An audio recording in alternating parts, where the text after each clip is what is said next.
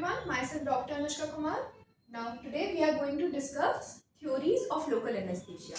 So before हम theories of local anesthesia discuss करें, let's recap जो हमने last video में पढ़ा था about the normal nerve conduction. So what was this here? This was your nerve membrane थी, right? जो resting potential था वो कितना था? -70 मिलीवोल्ट था, करेक्ट? सोडियम का कॉन्सेंट्रेशन ECF में ज्यादा था, क्लोरीन भी ECF में था, पोटेशियम का कॉन्सेंट्रेशन और एक्सोप्लाज्म में ज्यादा था. फिर भी कॉन्सेंट्रेशन ग्रेडियंट के अकॉर्डिंग सोडियम अपने चैनल्स के थ्रू थोड़ा बहुत एक्सोप्लाज्म में इंटर कर रहा था, बट ये ज्यादा क्यों नहीं कर पा रहा था? बिकॉज जो सोडियम चैनल्स थे ये सिलेक्टिवली परमिएबल थे, राइट? ये ज्यादा सोडियम को इंटर नहीं करने दे रहे थे. सिमिलरली पोटेशियम भी पैसिवली डिफ्यूज कर सकता है, पर कॉन्सेंट्रेशन ग्रेडियंट के होने के बावजूद भी ये एक्सोप्लाज्म से ECF में क्यों नहीं जा पा रहा था? क्योंकि यहाँ पे इलेक्ट्रोस्टैटिक अट्रैक्शन था. Axoplasm was negatively charge and potassium पे पॉजिटिव चार्ज है, तो इलेक्ट्रोस्टैटिक अट्रैक्शन की वजह से वो उसको बाइंड करके रख रहा था. सिमिलरली क्लोरीन भी अपने कॉन्सेंट्रेशन ग्रेडियंट के अकॉर्डिंग एक्सोप्लाज्म में नहीं इंटर कर पा रहा था. क्यों? क्योंकि क्लोरीन पे नेगेटिव चार्ज है, तो इलेक्ट्रोस्टैटिक रिपल्शन की वजह से वो रिपेल हो रहा था, correct? This was your resting membrane. फिर जब हमारा कोई भी इंपल्स आता था, इंपल्स आया जिसकी वजह से क्या होता था? Transmembrane stretching of your sodium channels, है ना? ट्रांसमेम्ब्रेन स्ट्रेचिंग होती थी तो नंबर ऑफ सोडियम ज्यादा एंटर करने लगता था, है ना? जैसे ही नंबर ऑफ सोडियम ज्यादा एंटर करता था, अब ये जो -70 मिलीवोल्ट था हमारा रेस्टिंग मेम्ब्रेन पोटेंशियल, वो रिड्यूस होकर कितना हो जाता था? -55 मिलीवोल्ट. मतलब हमने कितने का डिफरेंस क्रिएट किया था? +15 मिलीवोल्ट का डिफरेंस क्रिएट किया था, है ना? इस +15 मिलीवोल्ट के डिफरेंस की वजह से क्या हुआ? ये -55 मिलीवोल्ट पे चला गया था. इसी को हम अपना क्या कहते थे? इंपल्स जो था हमारा शुड बी स्ट्रॉन्ग इनफ कि ये एटलीस्ट +15 मिलीवोल्ट का डिफरेंस क्रिएट करना चाहिए ताकि हम अपने थ्रेशोल्ड पोटेंशियल पे पहुंच सके. क्योंकि थ्रेशोल्ड पोटेंशियल पे पहुंचेंगे तभी हमारा एक्शन पोटेंशियल जनरेट होगा और इंपल्स ट्रैवल होगा, है ना? अब एक बार जब एक्शन पोटेंशियल जनरेट हो जाता था तो क्या होता था? और ज्यादा स्ट्रेचिंग हो जाती थी सोडियम चैनल्स की, और ज्यादा सोडियम एंटर करने लगता था,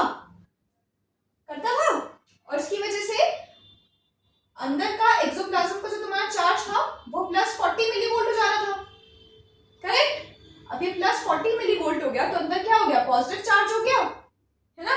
अब तो ये ऑपोजिट हो गया ना, हमें तो नहीं चाहिए था, अंदर तो नेगेटिव चार्ज था ना, तो अब क्या होगा? सोडियम चैनल ब्लॉक हो जाते थे, अब और सोडियम इंटर नहीं कर सकता. इतने स्टेप तक ये पूरा हमारा क्या हुआ था? डीपोलराइजेशन का स्टेप, जिसमें कितना टाइम लग रहा था? 0.3 मिलीसेकेंड्स का. उसके बाद once your sodium channels are blocked, potassium freely diffuse करने लग रहा था out of the cell, sorry out of the axoplasm. Potassium आपका फ्रीली डिफ्यूज करने लग रहा था ताकि क्या हो? ये +40 मिलीवोल्ट का जो पॉजिटिव चार्ज बन गया है इसको हम वापस नेगेटिव कर चुके. कब तक पोटेशियम इफ्लक्स होगा from your axoplasm to your ECF? जब तक हम वापस अपने रेस्टिंग पोटेंशियल पे ना पहुंच जाए. वो क्या है? -70 मिलीवोल्ट. बट इस पूरे प्रोसीजर की वजह से क्या हुआ था?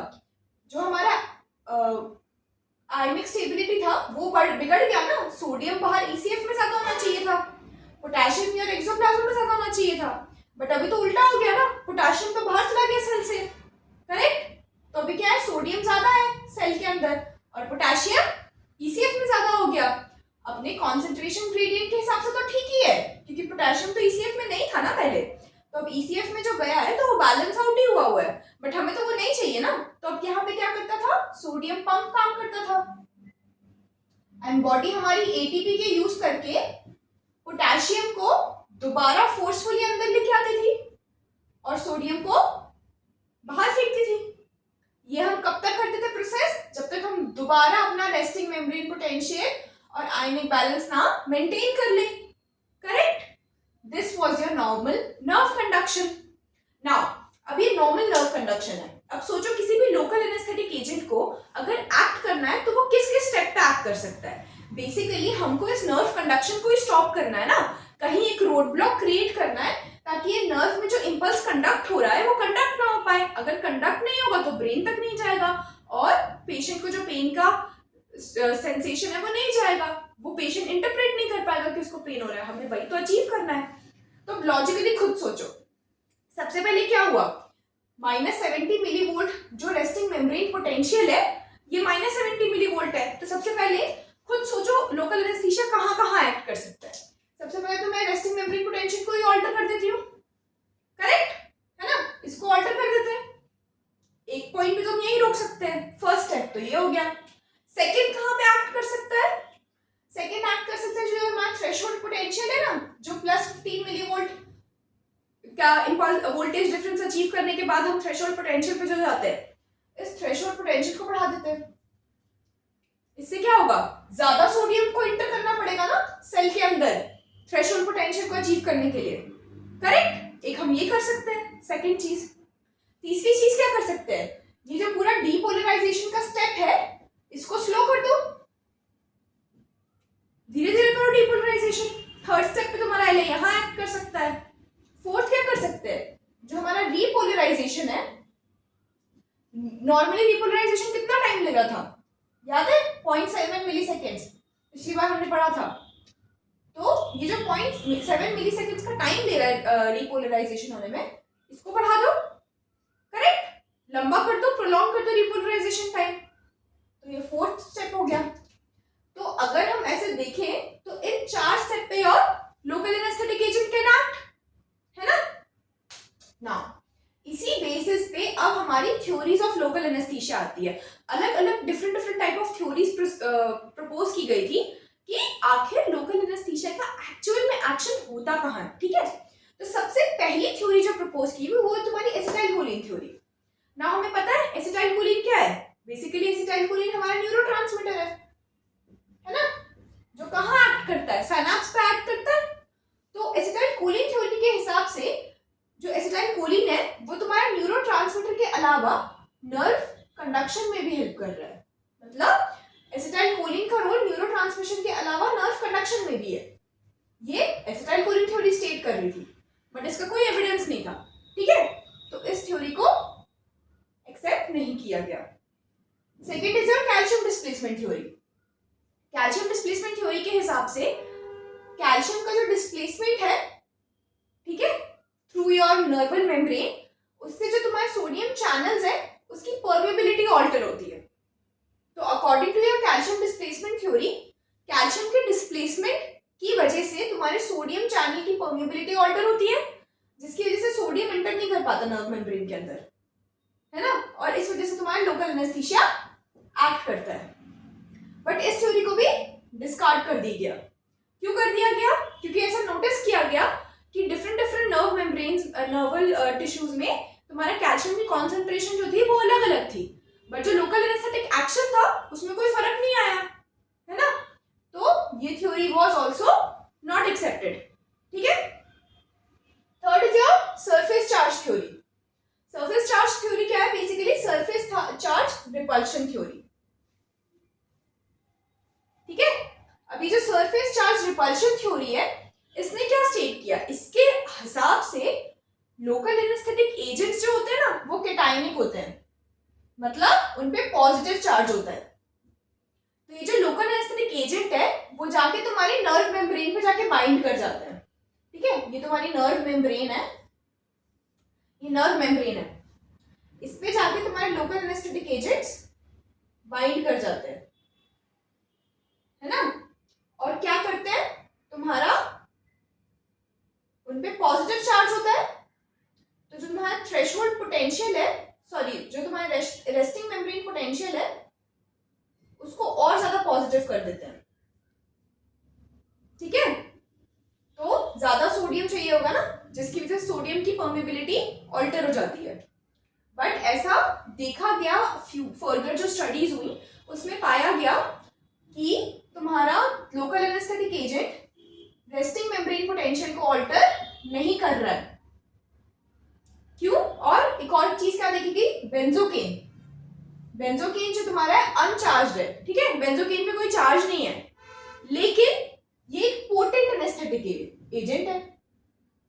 तो अगर सरफेस चार्ज थ्योरी सही थी तो बेंजोकेन कैसे एक्ट कर रहा है, और बेंजोकेन तो हमें बहुत अच्छा पोटेंट एनेस्थीसिया देता है।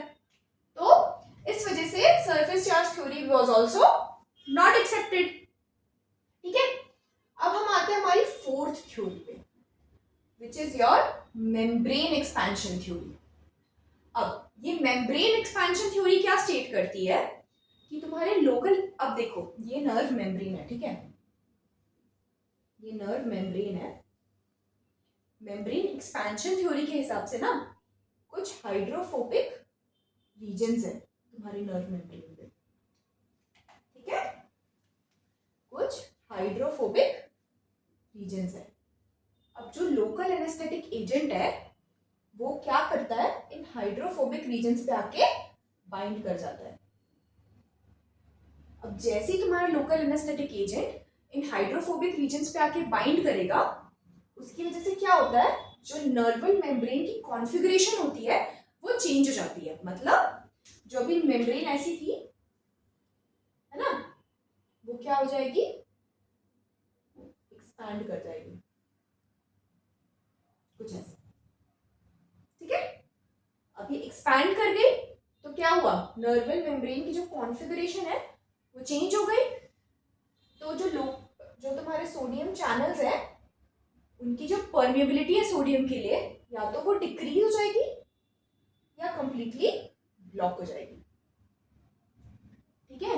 This is your membrane expansion theory, ठीक है। अब कुछ कुछ जगह पे मतलब ये क्या डिफाइन करता है, इस थ्योरी से बेंजोकेन का एक्शन जो है वो प्रूफ हो जाता है कि बेंजोकेन जैसे जो पोटेंट एनेस्थीसिया है जिन पे कोई चार्ज नहीं है, वो ऐसे हाइड्रोफोबिक रीजन पे आके बाइंड कर रहे हैं, जिसकी वजह से जो मेम्ब्रेन का कॉन्फ़िगरेशन है वो चेंज हो गया और सोडियम की परमेबिलिटी ऑल्टर हो गई, और सोडियम या तो इंटर कम कर रहा है नर्वल मेम्ब्रेन के अंदर या फिर नहीं कर पा रहा, hence local anaesthetic action achieve हो रहा है, ठीक है। तो this theory is accepted. Even कुछ स्टडीज में ये भी पाया गया कि नर्व मेम्ब्रेन जो है वो लोकल एनेस्थीसिया देने के बाद एक्सपैंड करती है और वो मोर फ्लूइड हो जाती है, ठीक है। That means it was also found that nerve membrane do expand and become more fluid when exposed to your local anesthesia. So this theory is accepted, membrane expansion theory. Now the most accepted theory, most accepted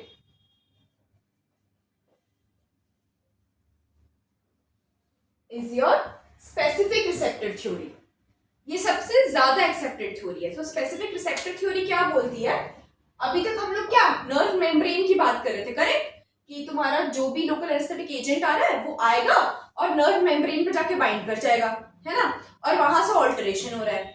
पर specific receptor theory ने बोला नहीं, local anaesthetic agent आपके nerve membrane पे bind नहीं करते हैं। Local anaesthetic agent क्या करते हैं, जो आपके सोडियम चैनल्स है ना, ये आपका सोडियम चैनल है, इस पे ना स्पेसिफिक साइट्स होती है, ऐसी स्पेसिफिक साइट होती है आपकी लोकल एनेस्थीसिया के लिए। अब इन स्पेसिफिक रिसेप्टर्स पे आके आपका एलए बाइंड कर जाता है, सोडियम चैनल्स पे, मेम्ब्रेन पे नहीं, सोडियम चैनल पे स्पेसिफिक रिसेप्टर पे आके तुम्हारा एलए बाइंड कर जाता है।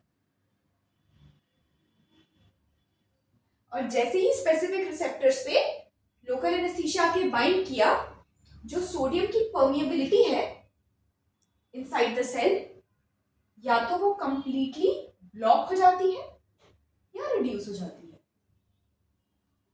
So according to the specific receptor theory, there are specific receptors present on your sodium channels, जहां आपका एलए आके बाइंड करेगा और सोडियम की परमिएबिलिटी ऑल्टर हो जाएगी, ठीक है। एक क्विक रिकैप करते हैं। सबसे पहले थ्योरी थी एसिटाइल कोलिन थ्योरी, लेकिन बाद में प्रूव किया गया कि एसिटाइलकोलिन का नर्वल कंडक्शन में कोई रोल नहीं है, तो इस थ्योरी को एक्सेप्ट नहीं किया गया, है ना। Second was calcium displacement theory, जिसके हिसाब से कैल्शियम के डिस्प्लेसमेंट की वजह से सोडियम चैनल से जो सोडियम की परमेबिलिटी है वो ऑल्टर हो रही थी। उसकी वजह से क्या हो रहा था तुम्हारा, बेसिकली सोडियम की परमेबिलिटी ऑल्टर हो रही है और तुम्हारा लोकल एनेस्थेटिक एक्शन हो रहा है। पर क्या देखा गया कि अलग अलग नर्वल टिश्यू में कैल्शियम का जो कॉन्सेंट्रेशन है वो अलग अलग है, लेकिन लोकल एनेस्थेटिक एजेंट का जो एक्शन है वो डिफर नहीं कर रहा है, तो कैल्शियम डिस्प्लेसमेंट थ्योरी भी एक्सेप्ट नहीं की गई। Third was surface charge theory. इसके हिसाब से क्या था कि जो लोकल एनेस्थेटिक एजेंट है उन पे पॉजिटिव चार्ज होता है, तो वो क्या करते हैं, तुम्हारे नर्व मेम्ब्रेन के अंदर जाते हैं और जो तुम्हारा रेस्टिंग मेम्ब्रेन पोटेंशियल है उसको ज्यादा पॉजिटिव कर देते हैं, है ना, जिसकी वजह से रेस्टिंग मेम्ब्रेन पोटेंशियल ऑल्टर हो गया, तो तुम्हारा लोकल एनेस्थेटिक एक्शन अचीव हो गया। बट ये भी एक्सेप्ट नहीं की गई। क्यों नहीं की गई, एक तो कोई एविडेंस नहीं मिला कि लोकल एनेस्थेटिक एजेंट तुम्हारे रेस्टिंग मेम्ब्रेन पोटेंशियल को ऑल्टर करता है। दूसरा, बेंजोकेन जो कि एक अनचार्ज लोकल एनेस्थेटिक एजेंट है, उसके पोटेंट एक्शन को ये थ्योरी एक्सप्लेन नहीं कर पाई। बेंजोकेन पे तो कोई चार्ज ही नहीं है, लेकिन बेंजोकेन एक बहुत अच्छा टॉपिकल एनेस्थेटिक एजेंट है, तो इसके एक्शन को वो एक्सप्लेन नहीं कर पाई, तो सरफेस चार्ज थ्योरी भी हमारी एक्सेप्ट नहीं हुई। अब फोर्थ कौन सी है तुम्हारी, मेम्ब्रेन एक्सपेंशन थ्योरी, ये एक्सेप्ट हुई है। मेम्ब्रेन एक्सपेंशन थ्योरी ने क्या कहा कि हमारे नर्वल मेम्ब्रेन पे कुछ कुछ हाइड्रोफोबिक रीजन्स होते हैं जिसपे आके तुम्हारा लोकल एनेस्थेटिक एजेंट बाइंड करता है ना। उस बाइंडिंग की वजह से जो नर्व मेम्ब्रेन की कॉन्फ़िगरेशन है वो ऑल्टर हो जाती है, नर्व मेम्ब्रेन एक्सपैंड कर जाता है, जिसकी वजह से सोडियम की परमेबिलिटी जो है नर्व मेम्ब्रेन के अंदर वो ऑल्टर हो जाती है, या तो रिड्यूस हो जाती है या फिर ब्लॉक हो जाती है। So this is accepted. क्यों एक्सेप्टेड, क्योंकि ये बेंजोकेन जैसे लोकल एनेस्थेटिक एजेंट का एक्शन एक्सप्लेन कर सकता है। प्लस कुछ स्टडीज में ऐसा भी पाया गया कि nerve membrane do expand and become more fluid when exposed to local anesthesia. So membrane expansion theory was accepted. Now your fifth theory is your specific receptor theory. It is the most accepted theory. According to specific receptor theory क्या है, तुम्हारे जो local anaesthetic agent है वो Narwal membrane पे आके नहीं attach करते। स्पेसिफिक रिसेप्टर थ्योरी कहता है that your local anaesthetic agents act on your sodium channels. Sodium channel पे स्पेसिफिक रिसेप्टर्स है, स्पेसिफिक साइट है जहां पे तुम्हारा लोकल एनेस्थेटिक एजेंट आके बाइंड कर सकता है, and once they bind on the specific receptors sodium की permeability inside the neural membrane alter हो जाती है ना, या तो कंप्लीटली ब्लॉक हो जाती है या फिर सोडियम की एंट्री को वो रिड्यूस करता है, hence achieving your local anaesthetic action. Correct, simple है। सो कौन सी पांच थ्योरीज है, शुरू की तीन are not accepted, which is your acetylcholine, calcium displacement and surface charge repulsion theory, तीनों डिस्कार्ड कर दी गई है, एक्सेप्टेड नहीं है। फिर तुम्हारा membrane expansion theory is accepted and the most accepted theory is your specific receptor theory. So hence, this is to summarize your theories of local anesthesia. I hope this made the topic a little more clearer. So stay tuned. Thank you.